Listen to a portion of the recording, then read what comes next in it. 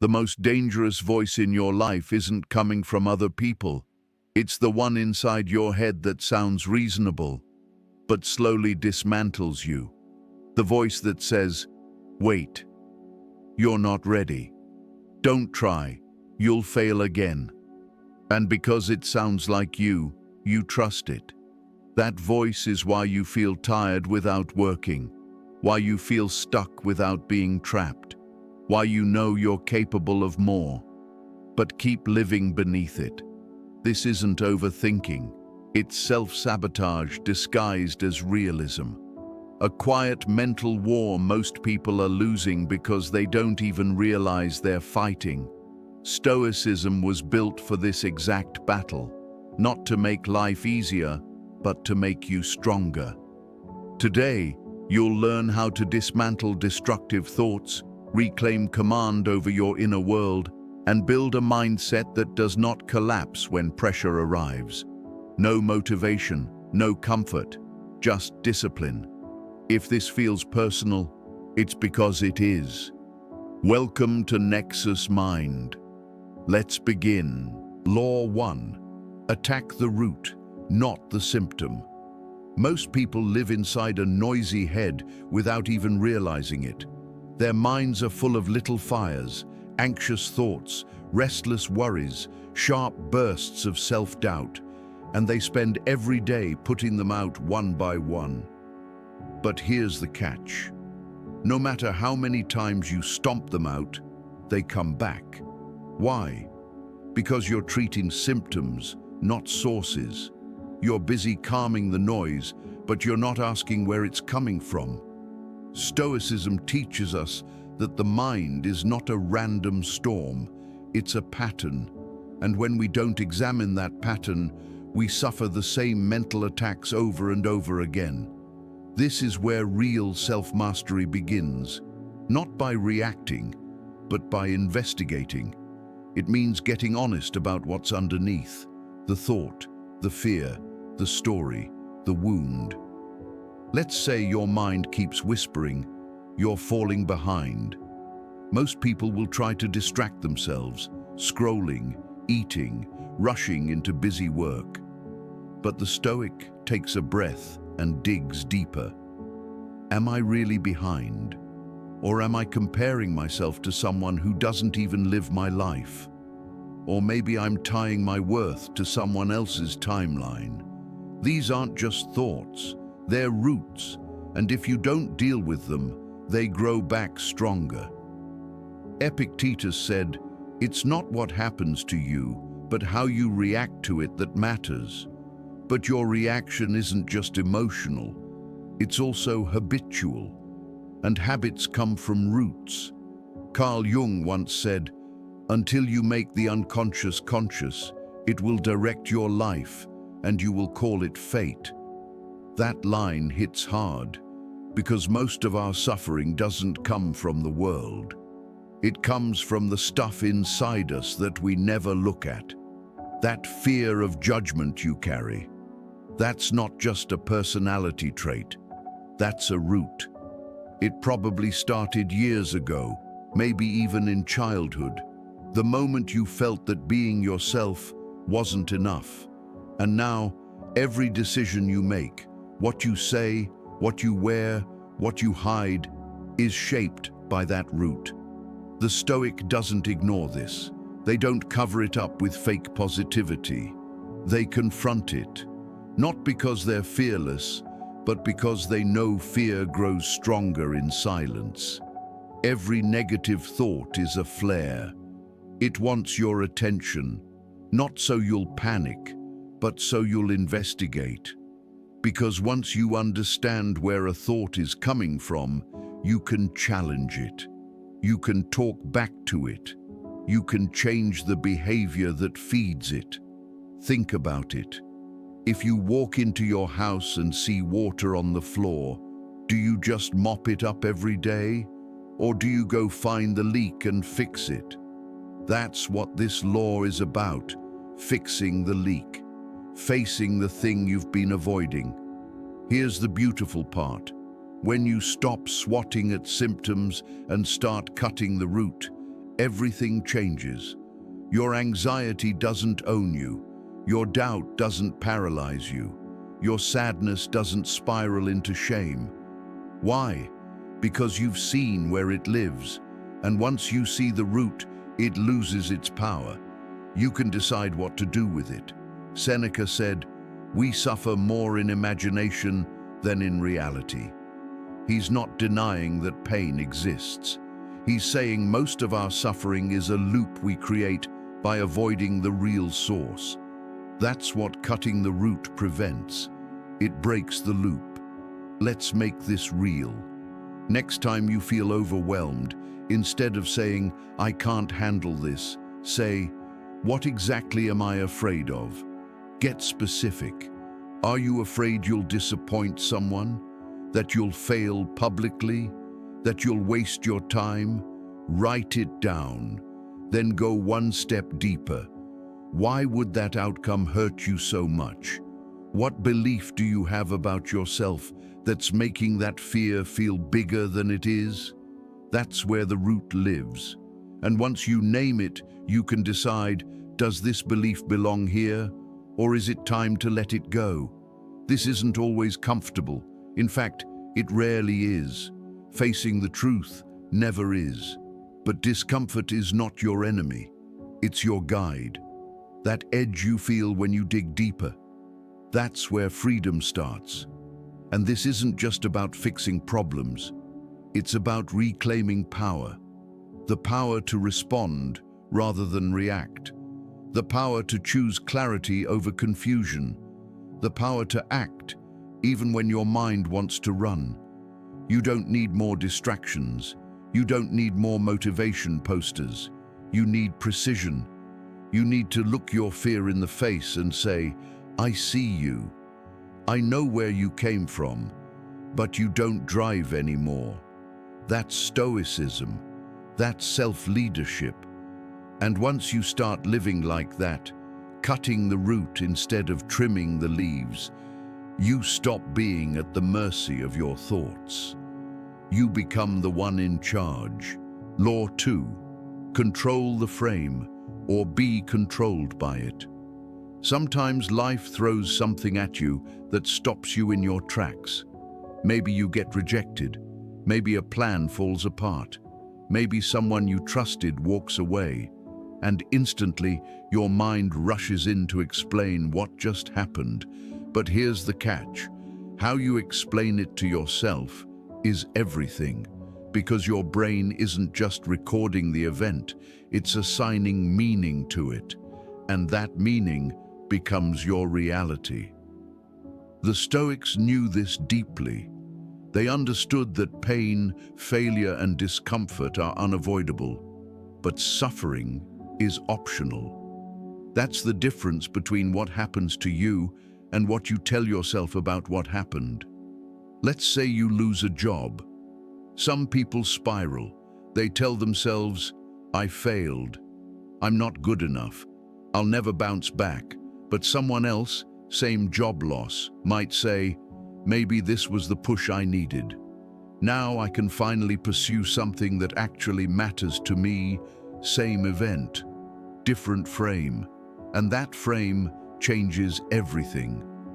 Epictetus once said, "Men are disturbed not by things, but by the views which they take of them." He's not sugarcoating anything. He's reminding you that the story you attach to the moment holds more power than the moment itself. You ever notice how some people seem unshaken by chaos? It's not that they don't feel anything. It's that they've trained their minds to reframe faster. When something goes wrong, they don't fall into despair. They pause, they pivot, they ask better questions. That's what Stoicism teaches, not to pretend life doesn't hurt, but to choose a response that strengthens you instead of breaking you. So the next time life hits you with something unexpected, try this. Instead of saying, "This isn't fair," say, "What can I learn here?" Instead of, "I can't handle this," ask, "What part of me is being tested right now?" The moment you ask a stronger question, you build a stronger mind. Carl Jung put it this way: it all depends on how we look at things and not how they are in themselves. That's a deep truth, because so much of what we call reality is just our mental interpretation of it. We think we're seeing the world clearly, but often we're just seeing it through old wounds, fears, expectations. Your perception becomes your prison or your power. If your inner voice is always framing things as personal attacks, failures, or setbacks, then of course life will feel heavy. But when your mind starts to say, "This is a challenge, this is part of the process, this is training," then you step into ownership. You begin to control the frame rather than be controlled by it. And let's be honest, most people don't do this. Most people hand over the pen and let fear, shame, or old programming write the script. Something goes wrong, and suddenly their whole identity crumbles. But not you, not anymore. You're here because you want sovereignty. You want to train your mind not just to survive difficulty, but to lead through it. That begins with catching the moment your inner dialogue kicks in and choosing a better story. Let's get practical. Say someone criticizes your work. Your first instinct might be to take it personally. They don't respect me. I must not be good enough. But step back. Control the frame. This is feedback. I'm being sharpened, or you get ghosted by someone you care about. Your mind might want to spiral. I must be unlovable. Catch it, flip it. That says more about their clarity than my worth. The facts don't change, but the emotional weight does. You lighten the load by choosing a frame rooted in growth, not defeat. Marcus Aurelius wrote, "You have power over your mind, not outside events. Realize this, and you will find strength." That's what framing is. It's reminding yourself that no matter what happens out there, you still control what happens in here. Your thoughts, your meanings, your reactions. You can't always change the external, but you always have the power to change the lens through which you interpret it.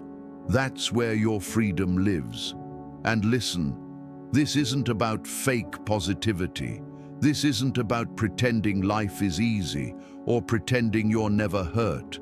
This is about clarity.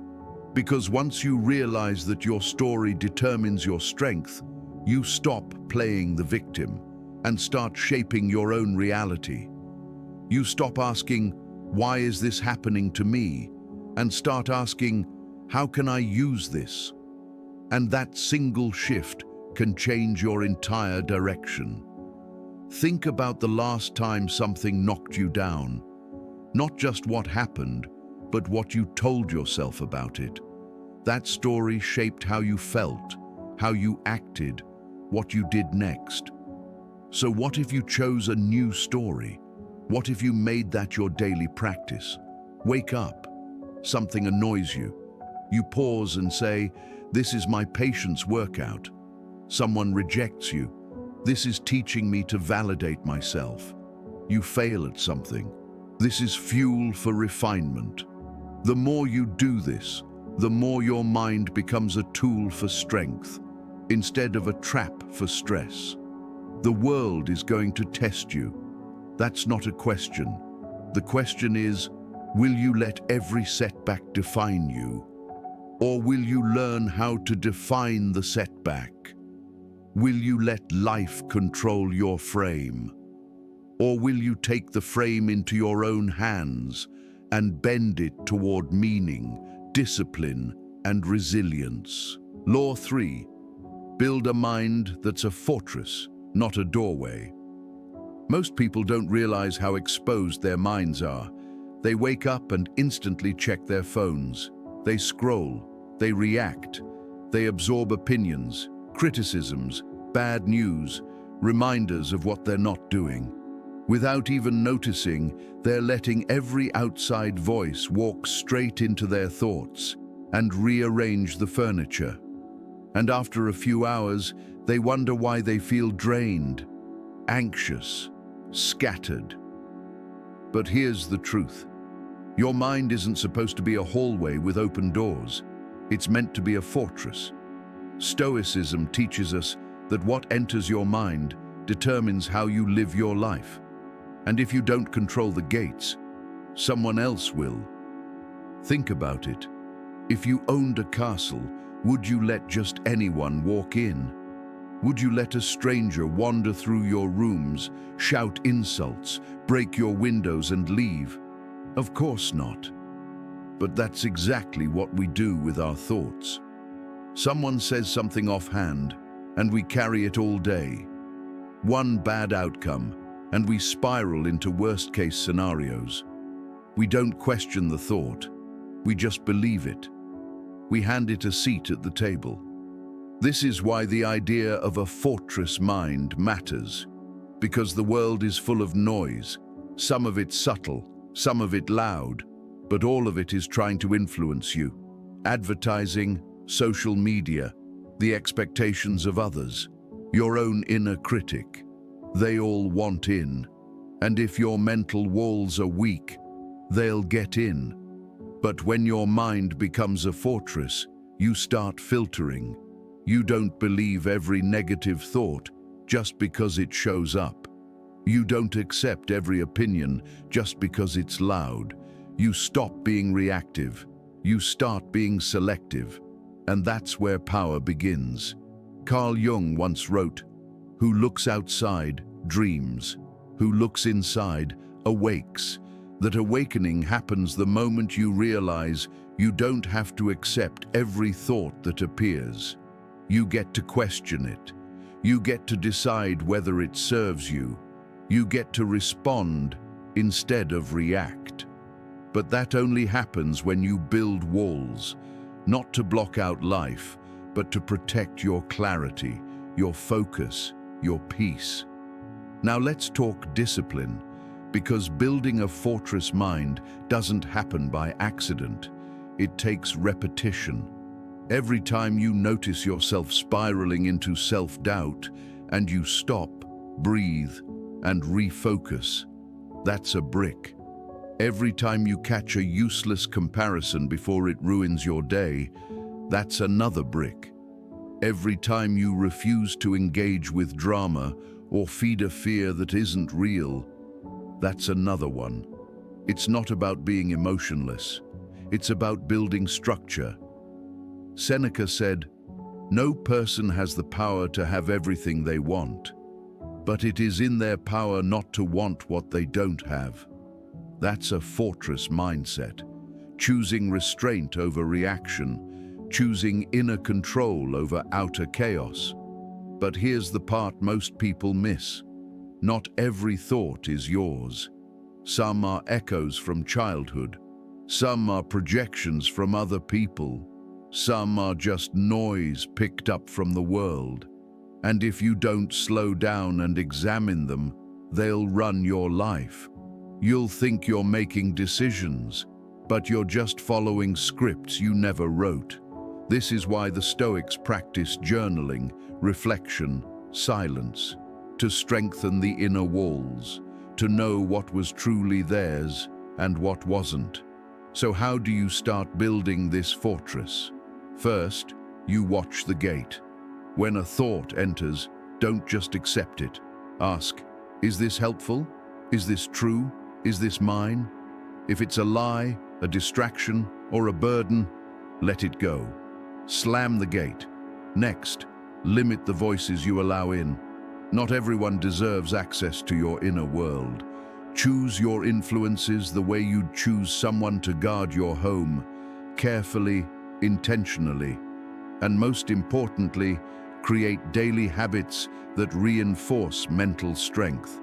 Meditation, reading, reflection, journaling, cold exposure, silence.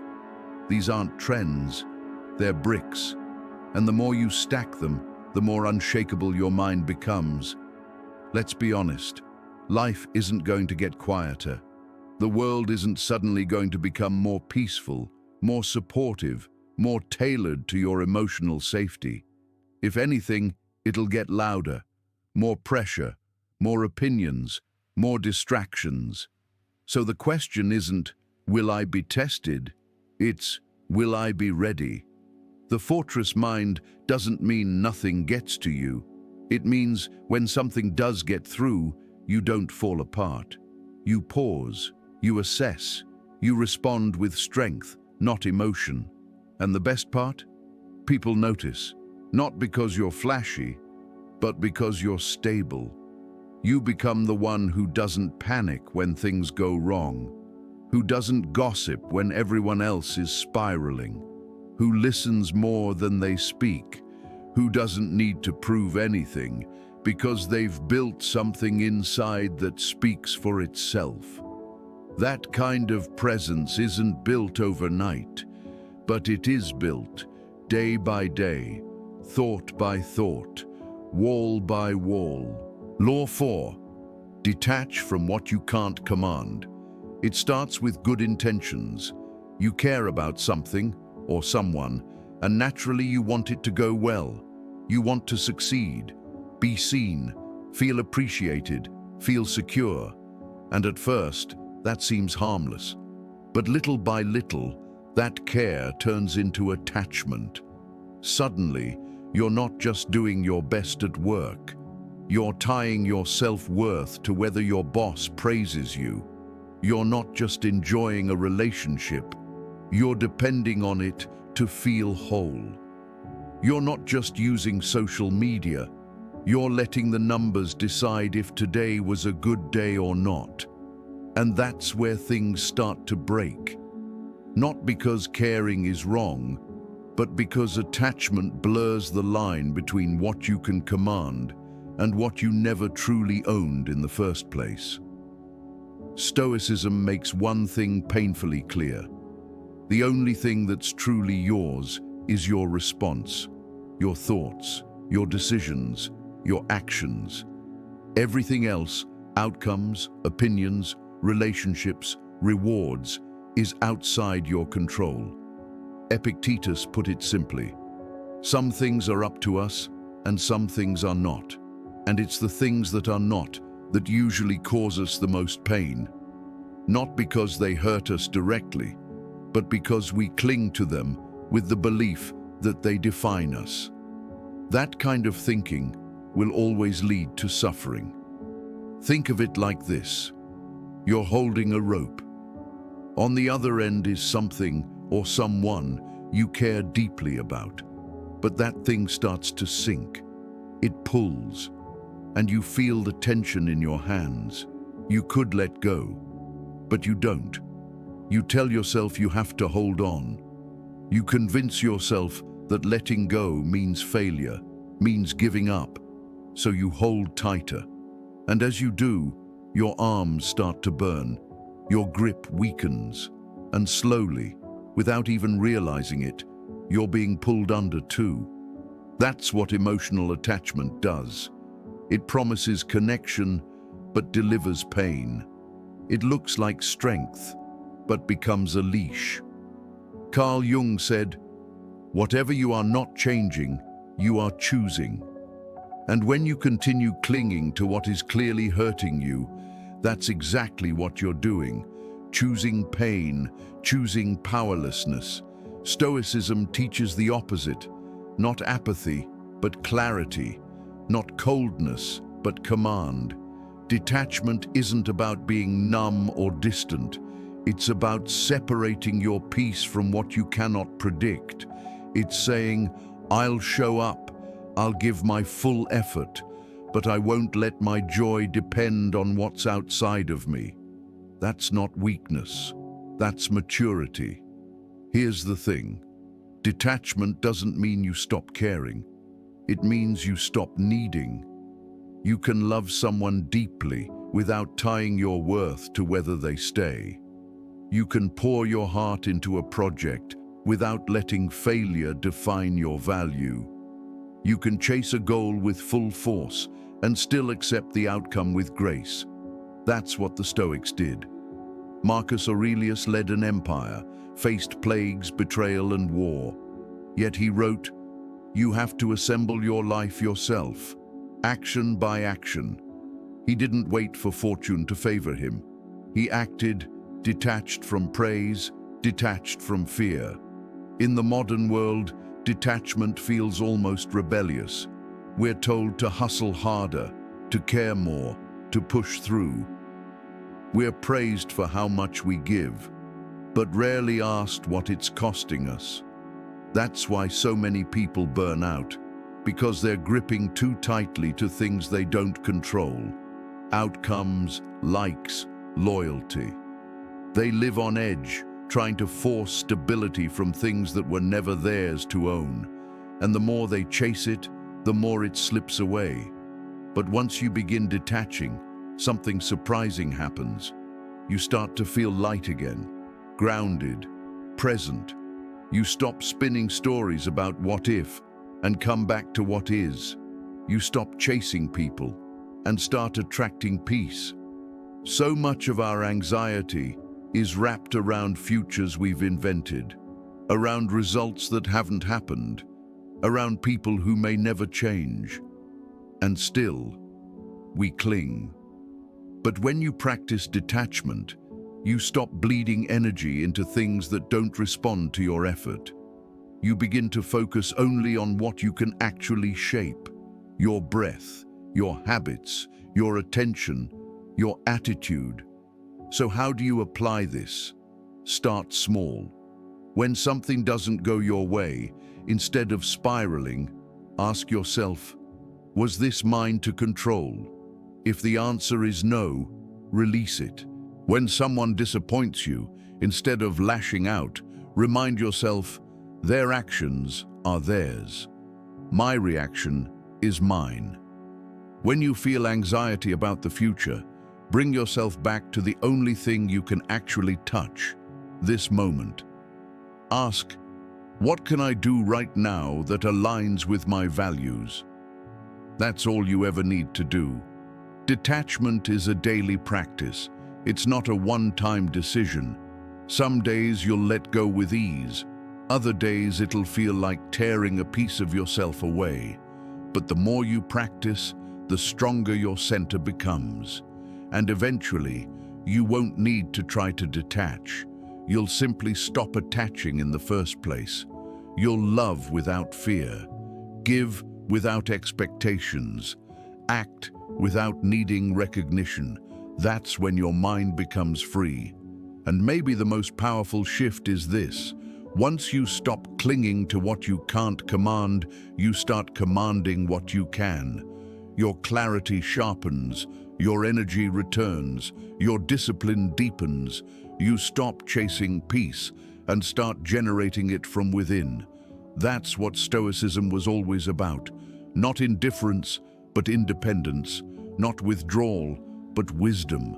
It's the kind of freedom that no person, no loss, no failure can take from you. Law 5. Turn pain into power. No one gets through life without pain. That's not a threat. It's just the truth. You'll be disappointed. You'll be rejected. You'll mess things up. And you'll be hurt by things that are unfair. But the real question is, what will you do with it? Most people try to escape pain. They numb it. They avoid it. They try to pretend it didn't happen. But pain ignored becomes pain recycled. It leaks into your habits, your relationships, your self-talk. You start building your identity around wounds you never healed. That's where the Stoic approach flips the script. Because instead of running from pain, Stoicism says, face it, study it, use it, make it your fuel, not your prison. The Stoics didn't ask for a life without difficulty. They didn't beg the universe to keep them safe. They trained to endure it. They trained to use it. Marcus Aurelius, who ruled an empire during wars and plagues, once wrote, "The impediment to action advances action." What stands in the way becomes the way that's not just poetic, that's practical. It means pain, failure, and setbacks aren't detours from the path. They are the path. They are how you grow, how you get sharper, stronger, wiser, but only if you stop treating pain like a curse and start treating it like a teacher. Carl Jung said, "There is no coming to consciousness without pain." That means discomfort is the doorway to self-awareness. Think about it. When do you grow the most? When everything is easy and perfect, or when something breaks and you're forced to look inward? The breakup that shattered your confidence, the job loss that made you question your worth, the failure that felt like the end. Those moments hurt, yes, but they also hold power. They expose what's weak and give you a chance to rebuild with something stronger, something real. But here's the catch. You have to choose to use the pain, because pain doesn't automatically make you stronger. It can break you if you let it. It can make you bitter, resentful, stuck. Or it can forge something new inside of you. The difference is in the story you attach to it. Most people go through pain asking, "Why is this happening to me?" The Stoic asks, "How can I use this?" That one shift changes everything. Let's say you fail at something big. You lose money, you get humiliated, you let people down, you could fall into shame, you could hide, you could let that failure define your identity, or you could break it down. Ask, what did this reveal about me? Where was I unprepared? Where was I overconfident? What patterns do I need to change? When you do that, the failure becomes information. It becomes leverage. It becomes your edge. Seneca said, "Difficulties strengthen the mind as labor does the body." And he meant it. Pain, when embraced properly, becomes the weight that builds your mental muscle. Rejection, that's another form of power. If you stop taking it personally, you didn't fit someone's expectations? Great. Now you have space to build your own. Someone walked away? Good. You just got handed clarity. And clarity is one of the most underrated weapons on the path to personal power. Every no you hear teaches you more about your yes. Every door that closes is a filter that sharpens your direction. But to use pain this way, you need discipline, emotional discipline, the ability to sit with pain long enough to understand it without letting it destroy you. That's where the Stoic practice of reflection comes in. Journaling, silence, stillness. When something hurts, don't just react. Observe, write it down, break it apart. What did it touch inside you? What belief did it challenge? What strength did it reveal you didn't know you had? This isn't about suppressing pain, it's about metabolizing it, turning it into mental nutrition. Now imagine what happens when you start doing this consistently, when your default response to setbacks isn't panic or self-pity, but analysis and action. You lose, and instead of collapsing, you lean in. You get criticized, and instead of taking it as a wound, you take it as feedback. You get knocked down, and instead of asking, "Why me?" you say, "Watch me." That's what power looks like. Quiet, resilient, relentless. The Stoics were not perfect. They felt pain like the rest of us. But what made them rare is that they refused to waste it. They treated life like a forge, and everything that hurt them became a flame. Every scar became a lesson. Every bruise became proof they were still standing. That mindset isn't just ancient wisdom. It's a weapon you can carry every single day. So whatever pain you're carrying right now, don't bury it. Don't wish it away. Study it, Sharpen it, use it. Ask yourself, how can this make me wiser? How can this make me stronger? How can this become my advantage instead of my excuse? Because here's the final truth. You don't become powerful by avoiding storms. You become powerful by becoming the storm. You become the force that grows in difficulty, that learns in failure, that sharpens in darkness. You don't wait for things to get easier. You get tougher. You don't wait for the world to hand you peace. You earn it, brick by brick, through every hardship you've ever endured. Law 6. Let silence be your superpower. Sometimes the most powerful thing you can do is say nothing. Not out of fear, not because you're unsure, but because you've learned the difference between expression and exposure. We live in a time where everyone's expected to have an opinion about everything, to post it, share it, shout it, vent it. But here's the truth no one wants to admit. The more you speak your weakness out loud, the more you reinforce it. That moment when you say, "I'm just so anxious," or "I feel like I'm not enough," might feel like relief. But often, what you're really doing is carving those words deeper into your identity. The Stoics understood this long before it became a cultural norm to overshare. They didn't suppress their emotions. They contained them. They didn't fake strength. They cultivated silence as a form of power.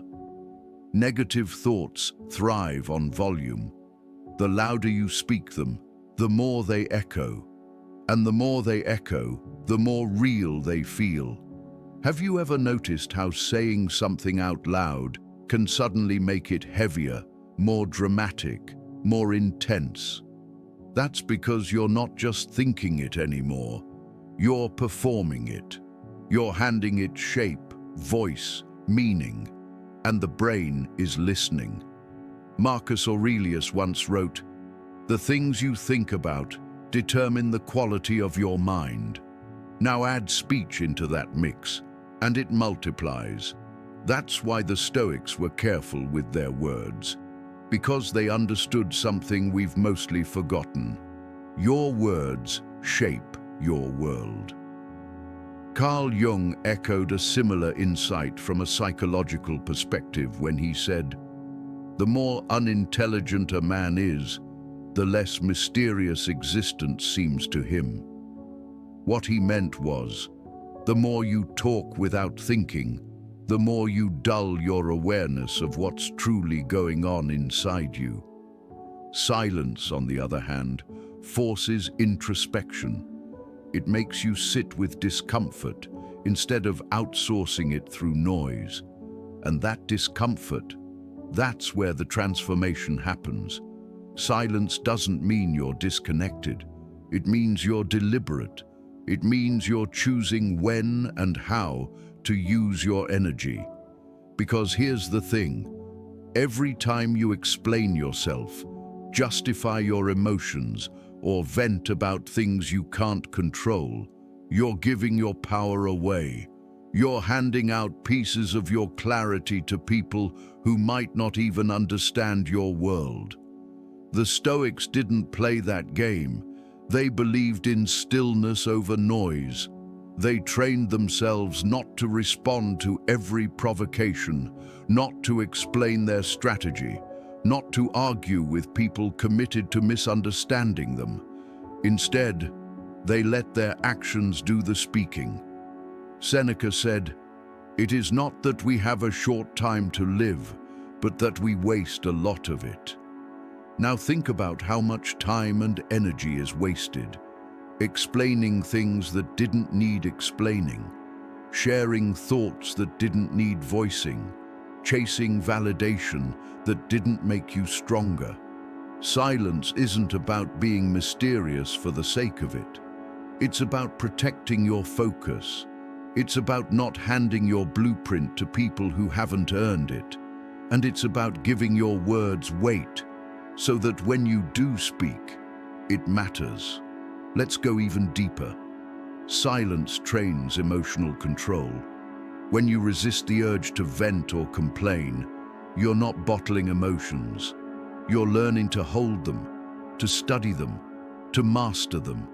You're learning not to be impulsive, and over time, that builds a kind of inner discipline no external praise can give you. Because now, when life pushes you, you don't flinch. You don't need to prove anything. You become calm, steady, unreadable. That's a rare kind of power. But here's the twist. People will misunderstand your silence. They'll say you're distant, cold, detached. Let them. That's part of it. When you're quiet, people project. They wonder what you're thinking. They try to guess what your next move is. And that gives you strategic advantage. Not because you're trying to manipulate anyone, but because clarity loves stillness. And confusion often defeats itself. The Stoics didn't reveal everything, and neither should you. In a noisy world, stillness creates contrast, and contrast creates presence. You've probably heard the saying, "Don't speak unless you can improve the silence." That's not just a poetic line, it's a Stoic principle in action. Before you speak, ask, is this necessary? Is this useful? Does this reflect the person I want to be? If the answer is no, say nothing. Let your silence be a filter, because the fewer words you use, the more intentional you become with the ones you do choose. And when your words are rare, they hit harder, they echo longer. Aristotle once said, "Wise men speak because they have something to say. Fools, because they have to say something." And that's a hard truth in today's world, where constant expression is confused with wisdom. The Stoic doesn't need to announce their thoughts to prove they've had them. They don't need to share every detail to feel real. They move with presence, speak with intention, and keep their internal world sacred. So how do you start making silence your strength? Begin by practicing restraint. When you feel the need to immediately vent, pause. When someone insults you or triggers you, pause. When you're unsure what to say, pause. In those pauses, you'll start to feel something new, control. And that control is the soil where confidence grows. It's the space where clarity enters. It's the moment where reaction ends and response begins. This isn't about being silent forever. It's about learning the value of silence. So when you do speak, it comes from strength, not insecurity. You speak because you've already thought it through. You speak because it adds value. You speak because it aligns with your principles. And when you live like that, people feel your presence, even when you say nothing at all. Law 7. Rewrite the story you live under. Every single morning, whether you realize it or not, you wake up inside a story. Not one written by fate or forced by circumstance, but one written by you. The way you think about yourself, the beliefs you carry about who you are, what you're worth, and what you're capable of. That story doesn't always speak loudly, but it runs deep. Sometimes it whispers, "I'm not good enough." Other times it shouts, "This always happens to me." And often, we just accept those lines as truth. But they're not truth, they're habits. Mental scripts that we've repeated for so long, they start to feel real. But the truth is, you can change the story. And when you do, everything changes with it. The Stoics understood this deeply. They knew the mind could be either your strongest ally or your greatest enemy, depending on what you allowed it to repeat. Marcus Aurelius wrote, The soul becomes dyed with the color of its thoughts. Think about that for a second. If you constantly feed your mind the language of limitation, fear, or self-doubt, your identity slowly takes on that color. You start living like a person who can't change, can't grow, can't rise. But if you change the language, if you change the narrative, you start living like someone who can.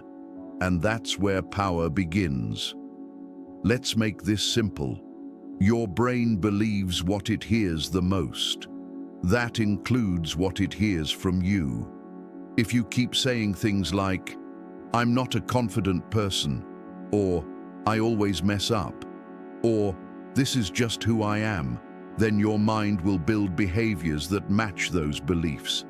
It doesn't question you, it follows you. Carl Jung said, "You are what you do, not what you say you'll do." But here's the twist. What you do is shaped by what you believe. So if your beliefs are rooted in weakness, even your strongest actions will feel like you're pushing against yourself. Now ask yourself, where did your current story come from? Who wrote the script you're living by? Was it a teacher who told you you weren't smart? A parent who didn't believe in you? A friend who betrayed your trust? Or maybe it was failure, repeated so many times that you started thinking it defined you. But none of those things get to hold the pen anymore, unless you let them. You are not obligated to live under a story that was written from someone else's fear, someone else's misunderstanding, or even your own past mistakes. That story can be changed. Rewriting your story doesn't mean lying to yourself. It means choosing a frame that strengthens you instead of weakening you. The Stoics never said to ignore fear. They simply didn't let it control the narrative. Instead of saying, "I'm afraid, so I'll avoid it," they said, "Fear is a signal. It means I'm stepping into something meaningful." Instead of saying, "This situation is unfair," they said, "This is a chance to practice justice and endurance." That shift in language isn't just poetic, it's practical. It moves you from victim to author, from passive to powerful. And this isn't about becoming some overly optimistic version of yourself. This is about becoming accurate, because most of your negative self-talk isn't just unhelpful, it's inaccurate.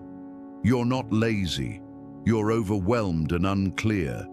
You're not weak, you're untrained. You're not a failure, you're in the middle of learning. Plato said, "The beginning is the most important part of the work." And the beginning of every transformation is the story you choose to tell yourself when no one is watching. So how do you rewrite it? Start by catching the default phrases you say when you're stressed or doubting yourself. Do you say, "I always do this," or "I knew I'd mess it up," or "Of course it happened to me"? Those are not just thoughts, they're scripts. And if you repeat them often enough, they shape your actions, your tone, your posture, your entire way of being.